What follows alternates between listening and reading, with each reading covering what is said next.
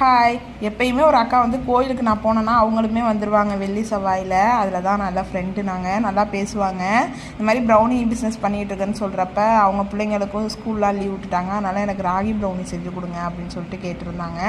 250 gram செஞ்சு கொடுங்கன்னு சொன்னாங்க. அதுக்கு தான் வந்து நான் செஞ்சுக்கிட்டு இருக்கேன். நம்ம ப்ரௌனி செய்கிறோம் அப்படின்னா இது ஒரு சின்ன சின்ன டிப்ஸையும் கண்டிப்பாக ஃபாலோ பண்ணணும். ஏதாவது ஒரு விஷயத்தில் வந்து நம்ம தப்பு பண்ணிட்டோம் அப்படின்னா மொத்த ப்ரௌனியுமே சொதப்பிடும்.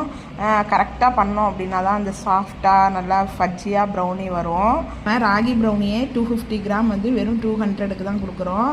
வேணுங்கிறவங்க மேலே தெரியுற வாட்ஸ்அப் நம்பருக்கு காண்டாக்ட் பண்ணுங்கள், மெசேஜ் பண்ணுங்கள் வாட்ஸ்அப்பில். சக்கரை, மைதா எதுவுமே சேர்க்காம ராகி, நாட்டு சக்கரை, வெண்ணெய் இதை வச்சு தான் நம்ம ப்ரௌனி செய்கிறோம். பாருங்கள் எந்த அளவுக்கு ஃபஜ்ஜியாக ப்ரௌனி வந்திருக்கு அப்படின்னு சொல்லிட்டு. மேலே வந்து கிரிங்கிள் டாப்போட உள்ள நல்லா ஃபஜ்ஜியாக சூப்பராக இருக்கும் சாப்பிட்றதுக்கும்.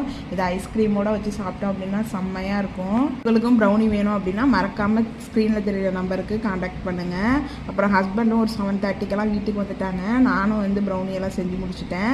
தம்பியை வந்து எப்போயும் ஈவினிங் பார்க்குக்கு அழைச்சிட்டு போயிடுவேன். இன்றைக்கி ப்ரௌனி செஞ்சதுனால அழைச்சிட்டு போக முடியல. அதனால் ஹஸ்பண்ட் வந்தோடனே அப்புறம் தம்பியை பார்க்குக்கு அழைச்சிட்டு போயிட்டு கொஞ்சம் நேரம் விளையாட விட்டோம். அவனும் நல்லா விளையாண்டுட்டு அப்புறம் வீட்டுக்கு வந்தோம். வீடியோ பிடிச்சிருந்தா மறக்காமல் சப்ஸ்கிரைப் பண்ணிட்டு பாருங்கள்.